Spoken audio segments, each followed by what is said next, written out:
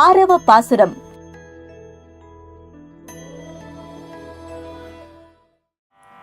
புள்ளம் சிலம்பினகான் புலரையின் கோயில் வெள்ள விளன் சிங்கம் பேரரவம் கேட்டிளையோ பிள்ளாய் எழுந்திராய் பேமலை நஞ்சுண்டு கள்ளச்செகடம் களகளிய காளோச்சி வெள்ளத்தரவில் துயில மறந்த வீத்தினால் உள்ளச்சு கொண்டு முனிவர்களும் யோகிகளும் மெள்ளாய் எழுந்து ஹரி என்ற பேரரவம் உள்ளம் புகுந்து குளிந்தேலோரெம்பவாய்.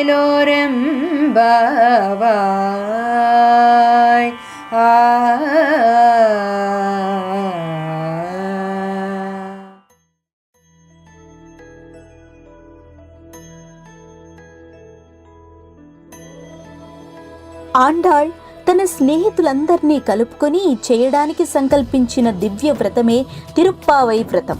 అంటే ఈ వ్రతంలోని ముఖ్యమైన భాగం ఎక్కువ మందిని కలుపుకొని భగవత్ కార్యక్రమాలలో పాల్గొనడం అని మనం అర్థం చేసుకోవాలి.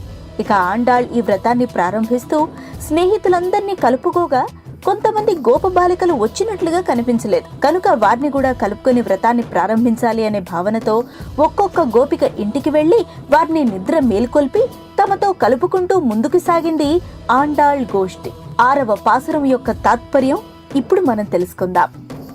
ఆండాళ్ గోష్ఠి ఒక్కొక్క గోపబాలిక ఇంటికి వెళ్లి తలుపు తట్టి మరీ ఆ గోపబాలికను నిద్రలేపుతోంది. మొదటి గోపబాలిక ఇంటికి వెళ్ళింది. ఎలా నిద్రలేపిందో తెలుసా? ఓ పిల్ల, ఆహారాన్ని సంపాదించుకోవడం కోసం తెల్లవారుఝామునే పక్షులన్నీ లేచి కూస్తున్నాయి కదా, ఆ పక్షులకు నాయకుడు గరుత్మంతుడు.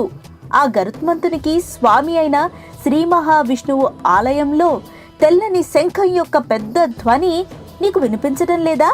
మరిఖరే మేలుకో అంటోంది ఆండాళ్ తల్లి. అలాగే ఇంకా ఏం చెప్తోందో తెలుసా? అసుర ఆవేశం కలిగి బాలగోపాలుడిని చంపాలి అని నిర్ణయించుకున్న శకటాసురుని కీళ్లు ఊడేటట్లుగా కాలు చాచి వానిని తన్నినవాడు ఆ స్వామి. ఆయన ఎవరనుకుంటున్నావు? పాల సముద్రంలో శేషశయ్యపై యోగ నిద్రలో మనల్ని సంరక్షించేవాడు ఆ స్వామి. అట్టి స్వామిని ఋషులు యోగులు తమ మనస్సులో తమ ధ్యానంలో స్థిరపరుచుకుని హరిహరి అని కీర్తించి పెద్ద ధ్వని చేస్తూ ఉంటారు. ఆ ధ్వని నీకు వినిపించలేదా?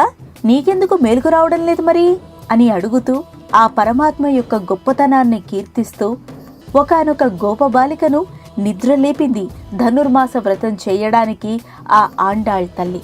మనం కూడా నిద్రలేచి ఈ ధనుర్మాస వ్రతాన్ని ఆచరిద్దాం. ఆరవ పాసురం యొక్క తాత్పర్యం ఇది. ధనుర్మాసం 30 రోజులు, రోజుకొక పాసురం చొప్పున మనం పాడుకోవలసిన 30 పాసురాలు, వాటి తాత్పర్యం అంతా తరువాతి వీడియోస్లో మీకోసం పొందుపరిచాం. వాటిని తప్పకుండా చూడండి. అలాగే మా మ్యాంగో భక్తి ఛానల్ను సబ్స్క్రైబ్ చేసుకోవడం మాత్రం మర్చిపోకండి.